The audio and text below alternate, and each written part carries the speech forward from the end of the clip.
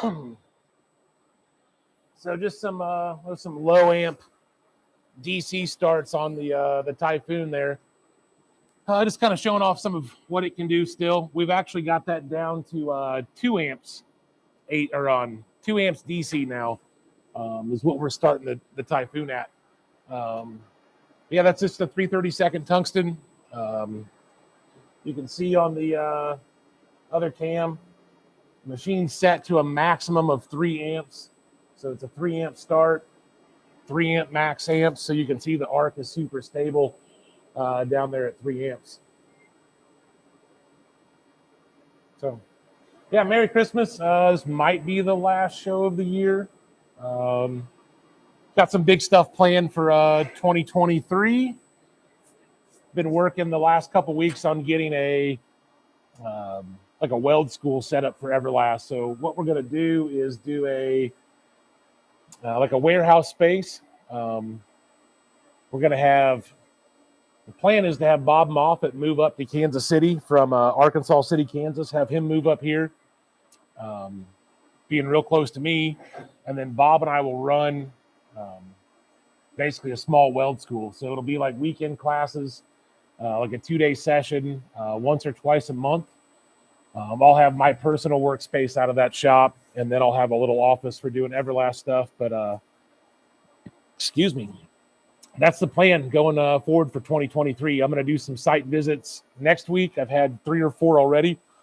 I think I found a spot that's really nice. So we're super excited about that. Obviously, there'll be a lot more details here and then on the Everlast Facebook page and Instagram account as we get closer to doing that. But we're probably looking to be in a spot within the next month and a half, 2 months maximum. And we'll start getting it built out. We want to run between 10 and 15, probably 12 and 15 weld booths in the shop, and then have MIG and TIG machines, obviously the MIG TIG stick, and just run classes. So we'll have Everlast, ambassadors, like Mark Winchester is one of them. If you guys are on Instagram, you've probably seen the I Am Girl Welder. She was Russian Girl Welder for a little bit. Lisa. Super awesome with titanium and stainless steel fabrication. Probably have her fly in. We're looking at a couple of other guys. But yeah, doing, TIG sessions, stainless and aluminum. Obviously, I'll be there. So as you guys have noticed from the show, there's a lot of dirt road. You got jokes. But obviously, I do a lot of aluminum. Mark Winchester, having him come in and do some aluminum classes in chromoly. We've got some good friends too that aren't necessarily Everlast ambassadors that we're going to try to get in and do some lessons for people. We'll schedule those out, like 3, 4, 5, 6 months out. That way people can kind of pick and choose, a class they want to go to, give you plenty of time to plan for it. But yeah, that's what we're looking for. We'll also use it as like a regional, like distribution or distributor training facility. So we are working on getting brick and mortar distributors going. Actually set up our first brick and mortar distributor in Grandview, Missouri this week. And they've got 14 machines in. So yeah, we're making some big moves for 2023, not just machine wise, but expanding our company wise and trying to make the weld industry a little bit better. Mountains, I could do a pretty good job of that myself too. So I really didn't have much planned tonight, guys. We've got a huge winter storm rolling in, as I think like most of the country does. So I spent a lot of time today prepping for that, getting firewood ready, getting the stove ready, getting the generator ready. But so I didn't really have much time other than knocking out this tank and some header bungs real quick. That I was going to put these headers on the show, welded some EGT bungs into them. But the way the headers are, they're so tight that it really, I couldn't get around the first set with the arc shot cam, so it'd be kind of a waste. But obviously with Bob going to be up here, Super great resource for everything welding. That'll be just immensely valuable to us, um, especially for having like stick and MIG classes, dual shield, flux core. We could have the full gamut of welding. So, yeah, if you guys want to see something, obviously I've got the Typhoon set up right now. I've also got an aluminum spool in my 253.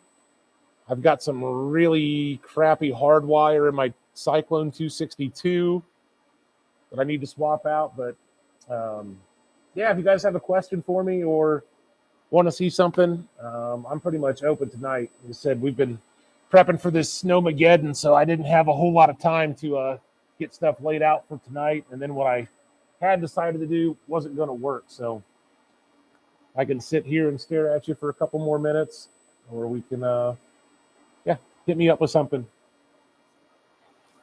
I'll do a couple more of those. There's quite a few more people on here now, so we'll do a couple more of those 3 amp Typhoon starts. Let's see, we go here.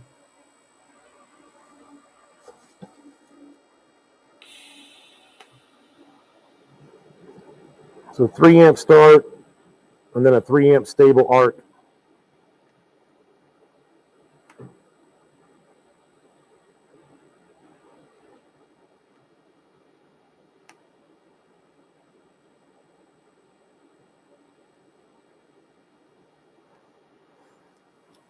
Like I said, while 3 is pretty good, we've actually got that down to 2 amps now on our other test unit. Oh, yeah. And as Joe, as we get closer, setting up the school, obviously I'm going to push out a lot of information about classes, dates. We're going to try to partner up with a local hotel that has a shuttle. That way, people aren't having to try to Uber, 10 or 15 minutes twice a day for 2 or 3 days, and try to get you guys some really good rates on hotels. To where it's not, renting a car and hotel and Uber travel are more than half of your expense. I'd like that to be as cheap as we can get for you guys. So I'll partner with a local hotel and see if we can get a shuttle service or something like that too. The spot where we're looking at is going to be either in Smithville, which is going to be about 4 minutes from my house, which would be preferred, or we're going to look at right around KCI Airport. So there's a lot of commercial warehouse space, industrial space, flex use space around there. So we're looking for you guys.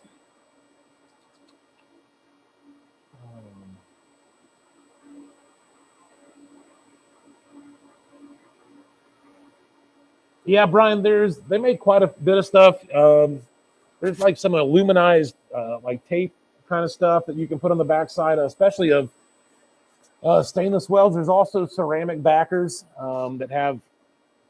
It's basically like a piece of aluminum foil tape that has these little aluminum, or not aluminum, but ceramic squares stuck to it, so you can stick those to the backside of a weld. Actually, one of our customers named Chris Bird, he came up a couple weeks ago and did a TIG and a 253 DPI lesson with me for a day. He was telling me he's heard a couple guys using Play-Doh. I haven't tried that, but I'm going to very soon, because that would be pretty nice if Play-Doh actually worked. But yeah, the ceramic backers work really well. When I was in the aerospace industry, we use those every now and then, and they work extremely well. So that's something to look for.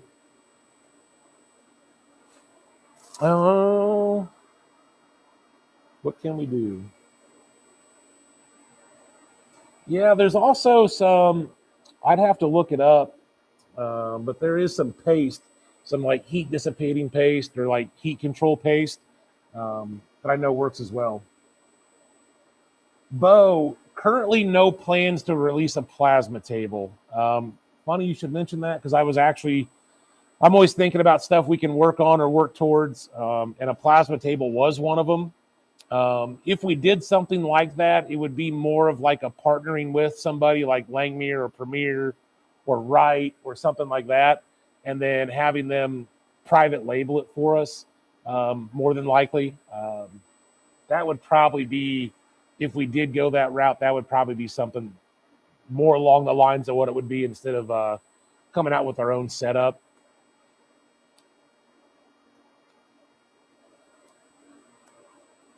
We are looking, this is not currently being developed, but we are currently looking at doing an engine driven welding setup as well. Um, we're running through, I mean, it's in the very first baby, I wouldn't even call it baby steps. We haven't even started crawling on it yet, but we've started looking at engine manufacturers um, to partner with to do an engine driven setup. That is a big void that we'd like to fill at some point. Obviously, Everlast used to import generators, so we've got some good contacts on that side of things. But the generator market became so competitive, it's there was just no profit in it. So we're no longer importing the generators, but we are looking at doing a engine driven welder.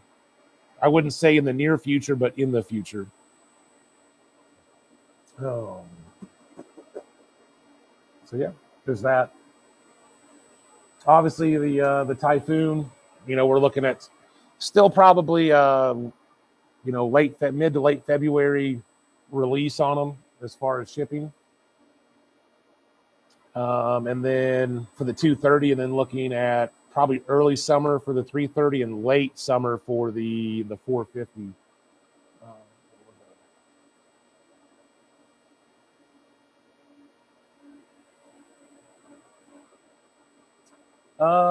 Okay, Lance, do I have a tube bender? Yes, I do have a tube bender. I have a JD squared model 32. I do not have the hydraulic upgrade for it, but I'd like to get it. The It's not bad though. It's really not bad. Even doing some like inch and three quarter, like you know, 083, 085 chromoly tube. Um,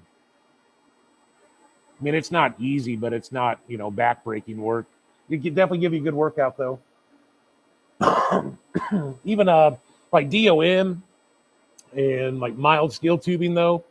Um, I've bent 133 wall, inch and three quarter DOM on my bender, and it wasn't too bad.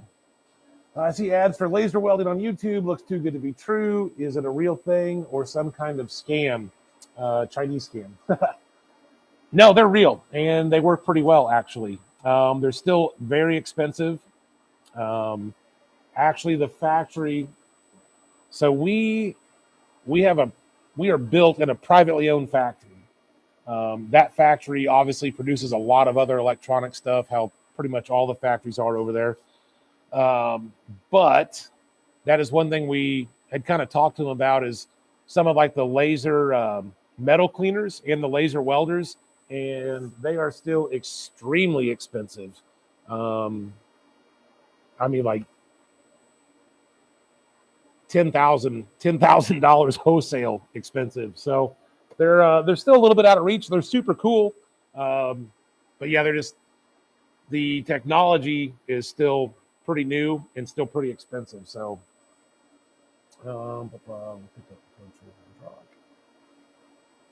there's actually even Brian. I've seen some of the laser welders that even have a wire feeder, kind of like you'd see like a tip TIG or like a cold wire feeder setup, to where they'll actually instead of just fusing the metal, it's actually an additive process. But I've seen quite a bit of those catching on lately.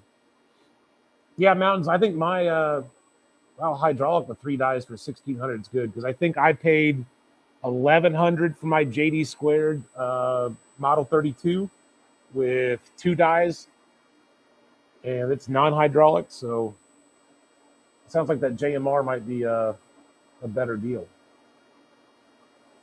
And I also bought mine like 7 or 8 years ago,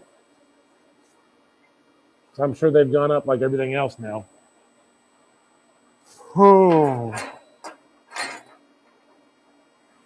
yeah, like I said, guys. Oh, excuse me.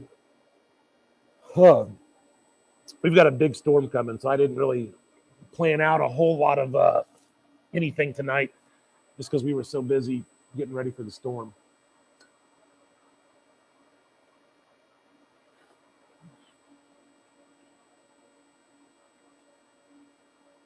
So RG, with the auto darkening hoods, that's another thing. God, thanks for bringing that up. I got too much stuff to keep track of. Everlast is also looking at having our own line of welding hoods. I've got a couple of samples coming my way here pretty soon, and then I'll I might show them on here, I might not, but we've got 3 different models we're looking at. So yeah, we've got some welding hoods coming. On your question, RG, I have an old stick welding helmet from the 1960s. Aside from auto darkening, there doesn't seem to have been a lot of advances. I'd say like in the PAPR, like the fresh air supply world, there's been quite a bit. 3M's driven a lot of that, to be honest. 3M is at the top of the game for PAPR systems, I'd say. I'd say for like actually, the absolute top of the market hoods, I'd say like it's Optral and 3M, and then they've got some crazy expensive stuff. I think the Optral Panoramic, their new like CLT 2.0 whatever, is almost $700 for a welding hood. But I had a 3M G501 when I was at the aerospace shop.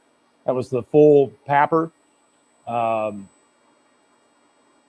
Beyond just it being an auto darkening hood, you could also set 3 or 4 different shades, and not the shade of darkness, but the color shade. So you have like red, blue, green, and yellow that you could actually tint the hood with, digitally. So I mean, there's more to just auto darken or a passive lens. The reaction times have gotten a lot better for the auto darkening hoods.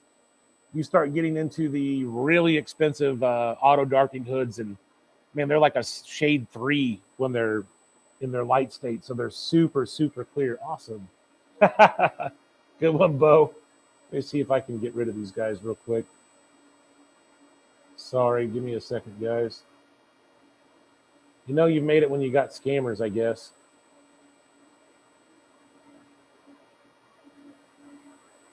There's that one.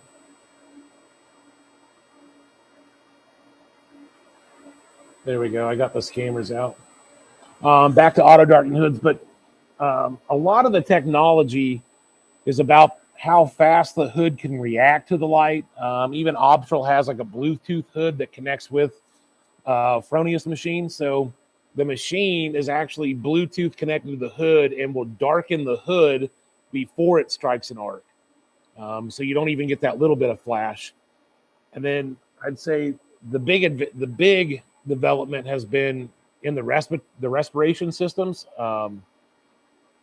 They're, especially if you're doing a lot of grinding, or doing a lot of galvanized or stainless steel, because you get your hexavalent chromium with stainless steel and welding it and grinding it. That's where the big advances have come. The headgear on the new hoods is really nice. Instead of having like a 2-point or a 3-point, like 3-band hood or headgear, some of the companies have gone to. So I've only got. Ooh, I can't really see it. This is my old Viking hood from 12 years ago now, 13 years ago. But yeah, the headgear has gotten really good, especially the 4-point headgear has gotten really nice to where the hoods actually sit lower on your head. Or, this thing's way up here. The hoods actually kind of roll back now. So they sit a little bit lower to your head. So it's not as much strain whipping your head around. Obviously, I'm not that bougie. So I run my Selstrom WHP 4000 for now. Yeah, I'd say the main advances in auto darkening technology, which is really advanced, would be the reaction time to the arc, the darkness of the light state getting a lot lighter and a lot more clear, and then the PAPR systems. If you want to spend $4,000 on a hood.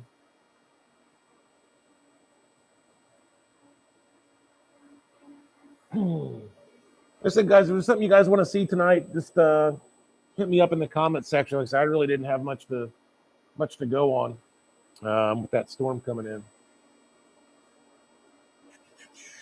Make sure I didn't miss anything.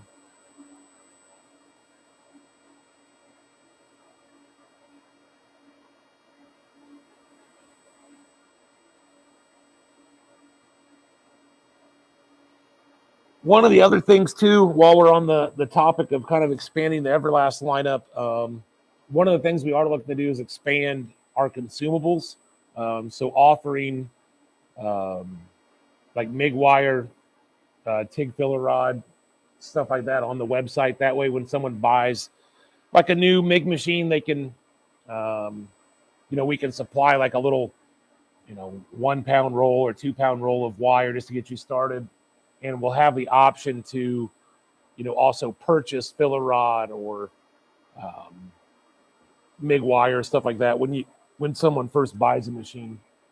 We're also looking at getting our own private labeled coolant for the water coolers, which I guess brings me on a good topic with the storm coming in. There for a while, I wouldn't say we recommended, but we said it was okay to use distilled water in your coolers. Over the years, we've found that for whatever reason, the distilled water seems to dry rot or causes the torches to dry rot and fail a little bit faster. We are switching from a rubber line to a silicone line on the Nova setup. That'll come with the added strain relief that I've shown a couple times, as well as the torch caps to plug the end of the water lines. I think I showed you guys those.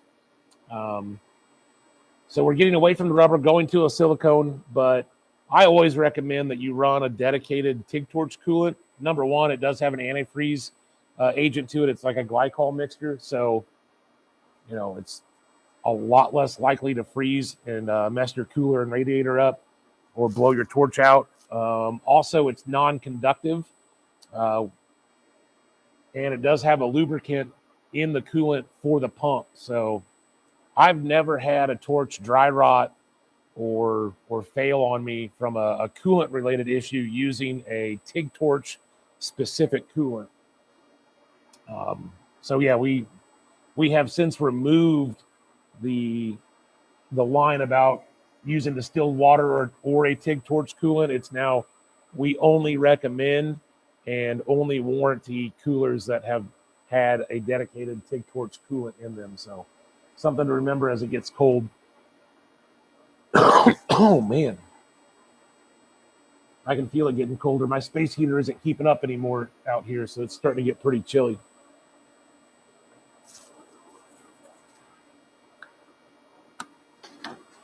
So yeah, I mean, I know, guys, it's a pretty boring show tonight. The wonders of I don't know. Let me see if I can find some scrap material while we're waiting. I think I've got some aluminum scrap. I could at least have something decent to watch.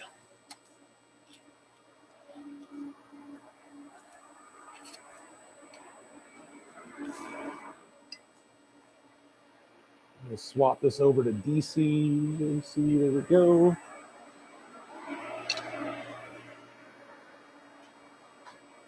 Coming back. Howdy, QT. Hopefully, oh, that's OT, not QT. Oh, I'm going to swap over to some AC.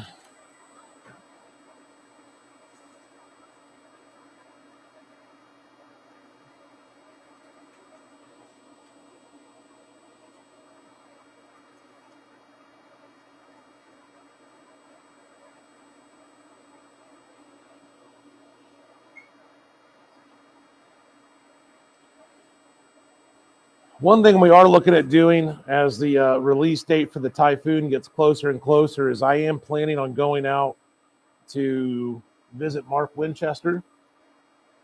He is the other person with one of the test typhoons that's running the testing for us. So I am planning on going out to Mark's house, and we'll do a big official release on them, where we do a deep dive into all of the features, how to use them, how they benefit you, running a bunch of parts at Mark's house. So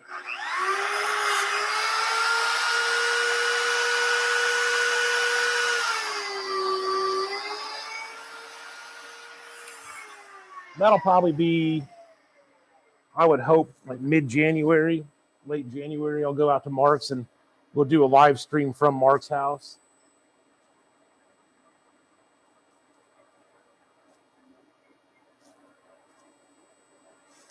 There we go.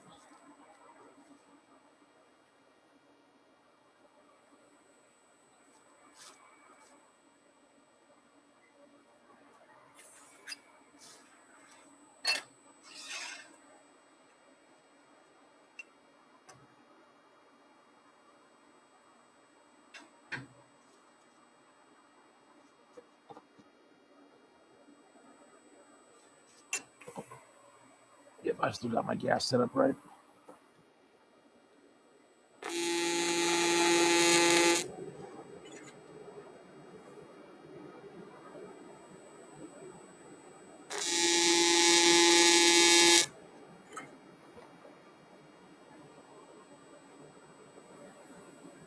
RG, actually, if anybody was at FabTech, we actually had our MIG-TIG stick plasma combo machine there.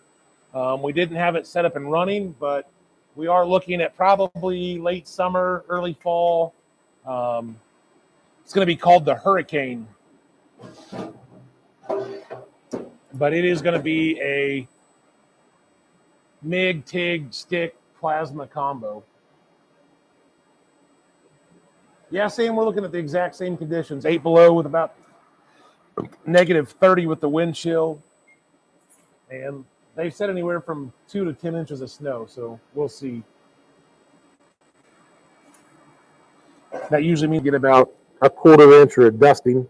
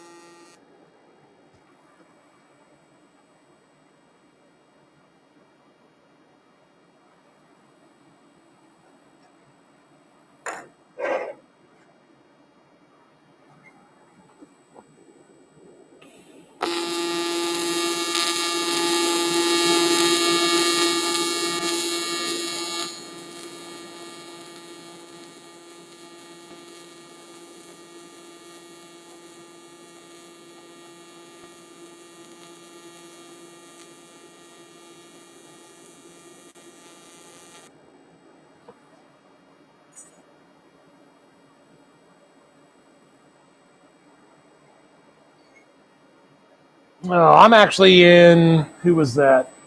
OT? I'm actually in northern Missouri, just north of Kansas City.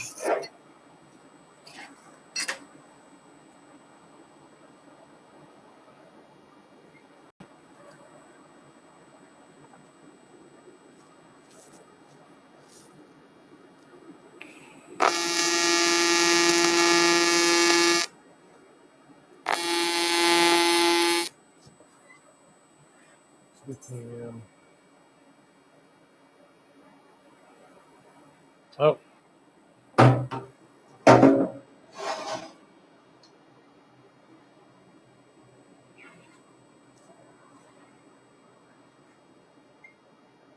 So you can see we're set to 160 amps. Advanced square wave on the negative side. Trapezoid on the positive side.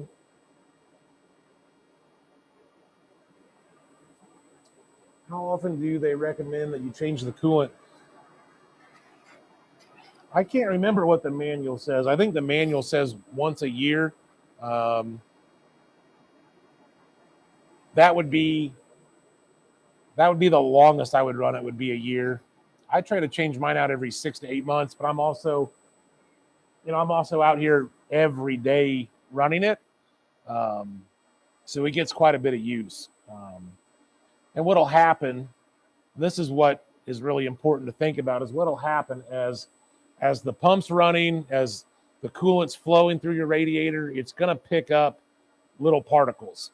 And, from pump wear and such, stuff like that, even unplugging and plugging the torches in, the coolant's going to be constantly picking up contamination to where eventually it's going to start becoming conductive. And when it becomes conductive, it's not really, oh my God, I'm going to get shocked from it. But what happens is inside your power lead, it's shielded by that water. So if that water is conductive, it's going to start leaking high frequency. It's going to start leaking current into the coolant. Instead of being insulated by it, it's going to become a conductor of it. So something to think about. I've actually seen people that they've had coolant on their machine for 2 years, 3 years, and they start losing some of their arc stability, and their arc becomes unstable. And they go, I've tried everything, it's this and that. I've adjusted my points and this and that. I go, well, how old is your TIG coolant? Oh, it's 3 years old. All right, well, flush your coolant system out, put new coolant in it, and they're like, oh yeah, well, it's better now. It's like, well, that's what the problem was. It's one of those things you don't think about, but it's always just back of mind. But when you actually do think about it, the coolant's always picking up, contamination, parts are wearing inside the cooler, stuff like that. That it does pick up, little particles and will become conductive. That was actually this is actually 1/8 inch thick aluminum I'm running right now. Asking cup size is like asking, who's prettier, blondes or brunettes? Or it's like asking what truck is better. You're going to get 100 different answers. So here's what I run and what I like. I run a number 7 gas lens, and I run at about 20 to 24 CFH, depending on the joint type and what I'm doing, how much stick out I need. If it's a real tight area, I'll go up, 24, 25 CFH. Generally speaking, about 20 CFH on a number 7 gas lens with 1/8 inch, 2% lanthanated tungsten. When I was doing a bunch of production aluminum welding, we were going from very small outside corner joints, like, 090 to 090 outside corner joints, and then building intercoolers. And then in that same part, we were running our plenums that were 090 to cores that were anywhere from 3 to 4 to 6 inches thick. And so your weld on an 090 outside corner joint is pretty small, but your weld doing the core weld for an intercooler is almost a 1/2 inch wide. So what I was finding with like a number 5, a number 6 standard cup, I couldn't get the gas coverage I wanted on the core welds. So I would have to run like a number 8 standard cup at like, God, I was running that at like 25 or 26 CFH. And I still wasn't getting the gas coverage I wanted. So I ended up switching to a number 8 gas lens when I was doing production, just so I could always have my gas coverage when I got into a wider bead. So that's why I run a gas lens. I got used to running a gas lens because of the situation where I really honed my skills. If you go to somebody like Mark Winchester, for example, got all the respect in the world for that guy, but he only runs standard cups, and he normally runs a number 4 standard cup, and most of what he does is 1/8 inch. So there's not really a right answer. It depends, number one, on what you're welding, your welding style, and how you like to weld. I wouldn't say there's any best cup or a right setup. We kind of did some of that a couple weeks ago with like, do the settings matter, or is it the welder type of deal? Where I ran like wildly different settings and got the same results. So it's kind of the same way for a cup. There are some wrongs. I mean, I wouldn't run an 18 or a 21 or any, I wouldn't run anything bigger than an 8, honestly. So I'd say over a size 8 gas lens, you're doing it wrong. But anything between a 4 and an 8 or a 4 and a 7, man, it's really what you can feel the most comfortable with and get your best results with. There's different people will find better results with different stuff. So never really a right answer. I guess one of the things, if you guys have been with me for a while, one of the things I always say that, especially welding aluminum, it's like cooking or like baking cookies. Everybody has their own recipe, or somebody has more butter in their cookies, or they've got more salt in this cookie. At the end of the day, the recipes are different, but they have the same result. They're still a damn good chocolate chip cookie. And that's kind of the point with aluminum welding. You can have very different settings, and it's the way you use them that makes the difference. It's not necessarily the settings themselves. So I know that's kind of a non-answer, but that's kind of the truth of it, to be honest with you.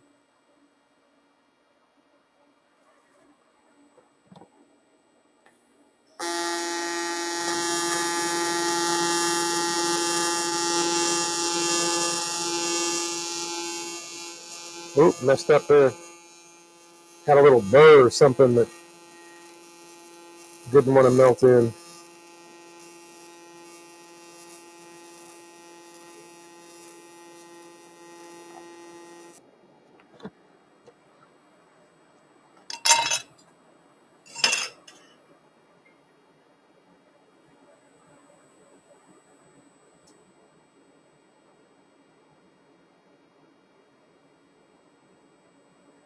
Best way to terminate a weld on aluminum. Well, let's do that real quick.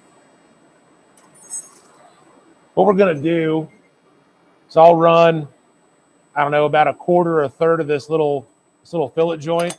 I'll run like a quarter or a third of it, and I'll do like an improper termination, and then I'll restart from that spot, and then we'll do like a more proper termination on the arc shot cam. So I'll throw up the picture-in-picture so you guys can see the amperage. So welding along. Let's say we run out of filler rod.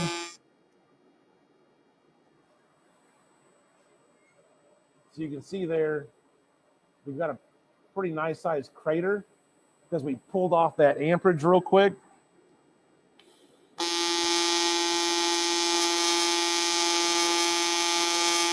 So what you want to do is just taper down. So let's start a little bit further. Now we got a good one. Let's start out.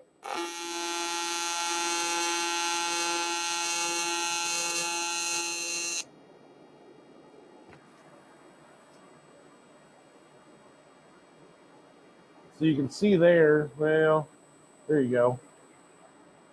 So you can see there, no crater in this back here, and then up here where we just dumped the amperage real quick, we've got a big crater. And what that's going to do is there's going to be a micro fracture inside that crater.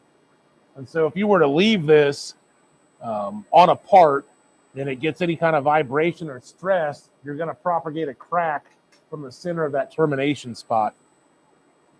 And so, when I was running parts and running production, and I'm always in a hurry, so sometimes I would get a little bit of a crater because I pulled off too fast, just being in a rush. So what you want to do, start out here on the front of the toe, back up. See that melted in?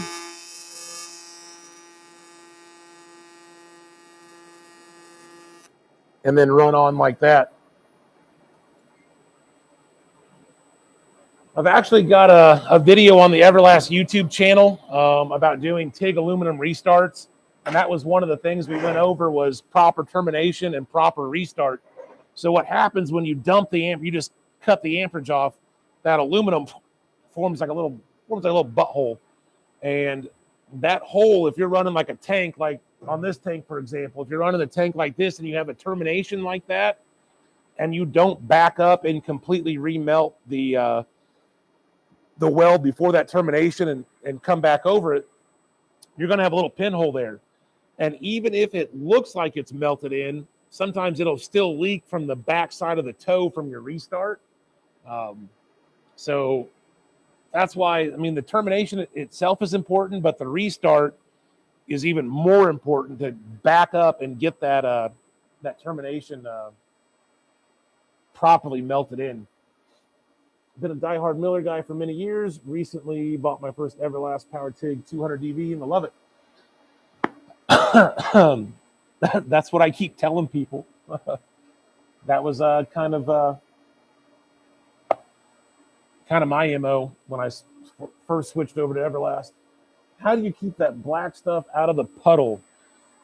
Balance and proper prep. So actually, no, this one cleaned up. So when you get the black stuff in your bead, it'll look, we call it pepper. Or most people I know that weld a lot of aluminum, they call that pepper. So you hear someone talking about, oh yeah, I was making this run and I had a bunch of pepper in it.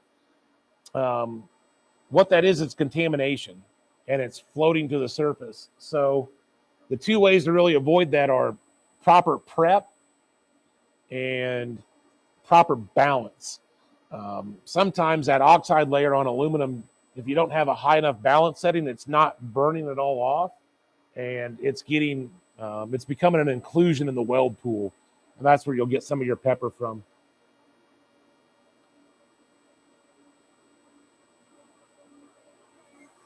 Oh, does frequency help with the cleaning action? Chris, good to see you, buddy.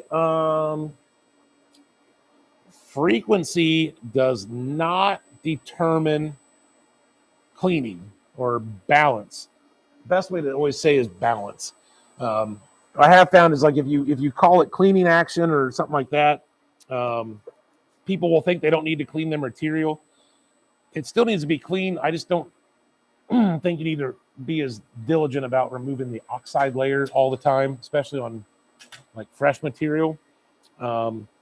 Frequency, to think about it, is it's one form of heat input control, and it is also one way to control how wide your arc is. Without having a whiteboard to show you, but just kind of follow my hand. So if you have a really high frequency, your peaks at your maximum of your electrode positive and your electrode negative, if you're running a high frequency, let's say 200 hertz, you're at your peaks for a lot less time. So you have electrode positive is your cleaning, electrode negative is your penetration. So what happens if you have a real low frequency, 60 hertz, your wave comes up and you're at your maximum electrode positive, you're at maximum, you come down and then you're at your electrode negative.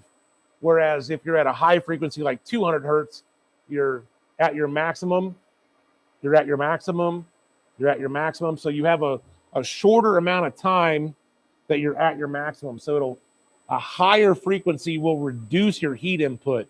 So you could almost, so you can kind of tailor your heat input that way. Obviously, a higher frequency, less heat input will be better for thinner materials. There's not really a right or wrong, kind of the cut question. There's not really a right or wrong. Like we're running 171 hertz. I have found that this machine in particular, the Typhoon 230, does tend to like a little higher frequency. But, welding 1/8 inch, I wouldn't run 171 hertz doing 1/4 inch. I'd probably run 100 hertz. If I go up to anything thicker than 1/4 inch, I'm probably going down to 80 hertz or even down to 60 hertz. Sometimes, like when I had my little 185 DV, I would actually go below 60 hertz if I was welding something really thick, kind of out of its amperage range, because it'll kind of cheat your heat input up. So you go down to like 50 hertz or 40 hertz, it'll actually give you a little more heat input because you're at your. Something to think about there too. Disconnector. Yeah, as long as you have, Marcus, if you're running air-cooled torch, then yeah, you're probably good. The thing with the water cooler is having the quick connects, but I think even CK now is offering the quick connects on their some of their torches. Though yeah, Mark's the man. That's one of my best buddies in the industry. Cannot say enough good things about Mark Winchester. Absolutely love that guy. One of the most helpful, one of the most humble, um, and just one of the flat out best welders you will ever find is Mark Winchester. So, is there a practical max you would run the AC balance at greater than 50-50? 50-50 is pretty much the most electrode positive I'll run. And that's if something's like some really dirty cast. And even then, I'll just run that 50-50 balance just to make a couple like etching passes to kind of clean it up. They give me some cleaning action before I try to lay the first weld. And then I'll go back down to like 40% balance. Generally speaking, I pretty much stay at 35%. Which is a little high. I run a little bit higher balance than what I would think most people probably consider normal. I would say kind of the normal range is like a 20, 25 to 30. I don't know. I like 35. I get really nice, clean, shiny welds at 35, and I've got my etching to where it's at a pretty reasonable size. So I don't feel like it's too much. You could get a little bit better. I could probably get a little bit better tungsten life when I'm running my EXTs if I went down in balance down to like a 30 or like 25 or 30% balance, because I'm not putting as much heat on each wave cycle into my tungsten. So it's all a balance of sorry the pun, excuse the pun, but it's all a balance of the settings. What cart setup do I have for my machines? To be totally honest with you, I'm running a Vulcan heavy duty cart, one of the big ones that has 3 machines on it. You can fit 3 machines. Let me, just for the sake of being completely honest. So yeah, I've got, there we go. I've got the Vulcan HD cart. Don't mind that little, where's it at? Don't pay attention to that thing. That's a prototype. Yeah, I just run the Vulcan HD cart. I like it because it's big. I can fit, I've got, let's see, I've got my 325 EXT and cooler on it. So yeah, I've got 2 TIG machines plus 2 coolers, and then I've got my MTS 225 on it as well. And then I've got all my hand tools and stuff in the drawers. So I like that quite a bit. How do you adjust the frequency? So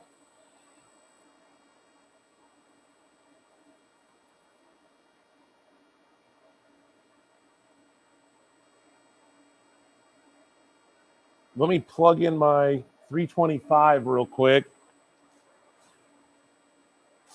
and we'll zoom in on it and show you.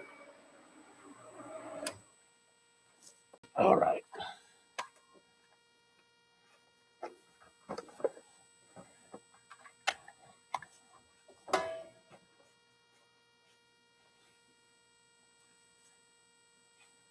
Dang it.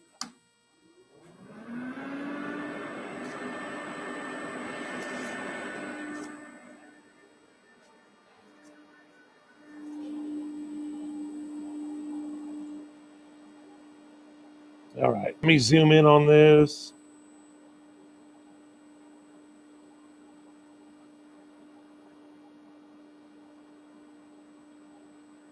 All right, so now we're on my 325 EXT. We got the select button. You follow the red dot. It'll bounce around. So there's AC balance, downslope, end amps, post flow, Pre-flow, start amps, upslope. So now we're back at weld amps. One press. We're on AC, obviously, but one press, we're on frequency. And then you just turn the knob. So we can go from 20 hertz on up to 250 hertz on the 325 EXT.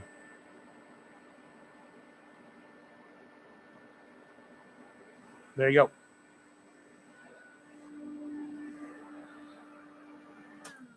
go. Kind of similar on the Typhoon. When it comes out, you just scroll over to the frequency. Oh.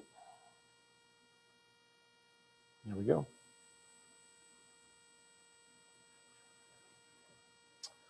So the benefits of waveforms. Okay. There's actually a really good video on the YouTube channel of me explaining the different waveforms and what they can do for you. So basically the waveforms, kind of like frequency, they are adjusting your heat input and how the machine, like let's say you have your electrode positive, it's adjusting whether you're coming straight up to your electrode positive and then straight down to your electrode negative, or if you're rolling into it, if you're making, a linear climb to it, or there's like advanced square where you make a straight up and then you roll at the very end. It's about how you hit your maximums on your amperage settings for your electrode negative, electrode positive. And what that does, so you have like triangle waves, so it's very peaky. So it's a linear run up to your maximum. You're at your maximum for a nanosecond, and then you're coming back down. So what that does is it pinpoints that heat input. It also takes a lot of the heat out of the arc. So you're never at your maximums for very long. The machine's always constantly ramping up the amperage to your peak and then ramping down and then back to your electrode negative maximum. So you're never at your maximum amperage, both negative and positive, for very long. Kind of the same way with sine wave. Sine wave's a little more, it rolls into things a little bit more. I typically like advanced square wave because it's the most stable, as there's no changeover when you cross from electrode positive to electrode negative. If you're making a slow dive, right there where it changes polarity, can cause some instability. That's the one nice thing about inverters, is you can have such a fast change between your sides of the waveform that it's a lot more stable. You don't have to run constant high frequency. So I like advanced square wave just because you've got your maximum heat input. When we were running the Typhoon earlier, I was running electrode positive. I was running our trapezoid waveform, and then electrode negative, I was running advanced square wave. And so what that does is it gives me a little less heat input on my electrode positive side, give me a little bit better tungsten life, but I still get a real nice wet out on the electrode negative side. So the Typhoon's going to be, we're going to have a ton of content on that thing when it comes out, because compared to our other machines, it's quite advanced. It's quite advanced. Marcus, thanks for posting up those part numbers. It's very kind of you, sir. Lance Smith, love my 325. I absolutely love my 325. That machine was in production with me at a automotive performance aftermarket manufacturer for almost 3 years, running daily, AC production, and never had a hiccup out of that thing. It's now been at my house. Well, it was with me for 2.5 years there. It's now been at my house for 1.5 years.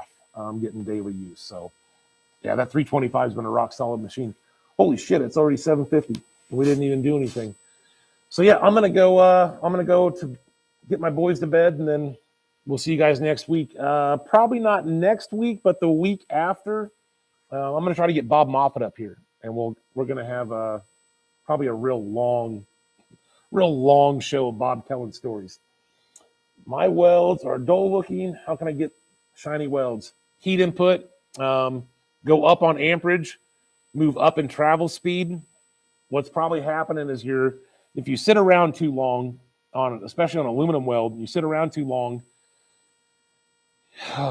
you're going to get your etching, like the weld pool will freeze, and then your balance setting is going to be etching the back of that weld because you're not moving. So if you stay moving forward, moving fast, you want to move hot and fast, kind of like stainless. Hot and fast is the way to do it.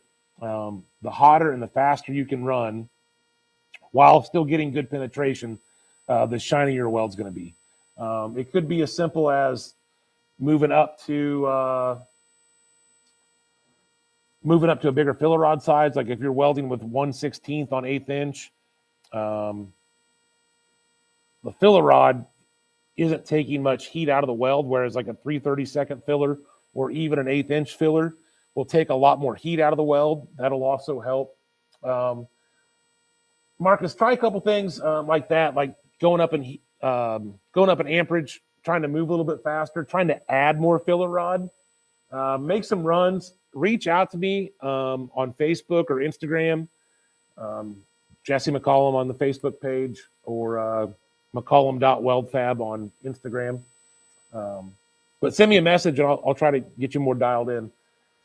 Oh, what machine should I get for TIG? 255.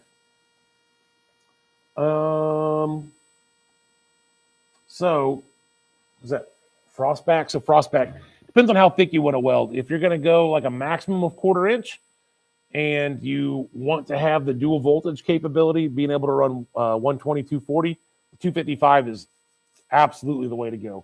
That is a production ready machine. Actually, Mark Winchester used a 255 for a long time to do his valve covers and oil pans. That was his main machine. And even then he was welding up, 1/4 inch thick flanges to 090 and 1/8 inch material. So the 255 has plenty of amperage for that. I'd say up to 1/4 inch. If you want to start going over 1/4 inch, you're going to either need to go to like the 315 LX, the 325 EXT, or the 400 EXT. Yes, Chris is also right, Marcus. Trying like 55 or 53, 56, 49, 43. I personally use 55, 54. That'll help out a lot too. No, Bo, I would say 99% of people out there, and this is including professional welders, won't be able to fully utilize the capabilities of the Typhoon. It's kind of like, we're really, to be honest with you, we're going to target the Dynasty with this machine. We're going to target the Magic Wave with this machine. Those are the customers that machine is going to be really geared toward, like your super high-end precision TIG, like aerospace TIG, stuff like that. Like your average home guy, I mean, if you can afford it, buy it because it's an amazing machine. But your average, working out of the garage, hobbyist type person, the Typhoon is a lot of machine, and you're not going to ever utilize half the settings and half the capabilities of it, unless you're just really damn good and you're doing some insanely amazing work. Then the Typhoon could be a good option for you. But it's going to be geared really towards like the hardcore, super nerdy TIG guys. That's what it's going to be geared for. I mean, I'll still, even with the Typhoon, I still run my 325 all the time because it's got a lot of amps. So here it is, 8 o'clock. Not bad for not having literally anything to do tonight. So if you guys are in the way of this big snowstorm, big winter storm, whatever they're calling it, the snow bomb or snowmageddon, snowpocalypse, whatever it is, be safe. Give your kids a hug. Have a Merry Christmas, guys. We'll see you next week. Toodles.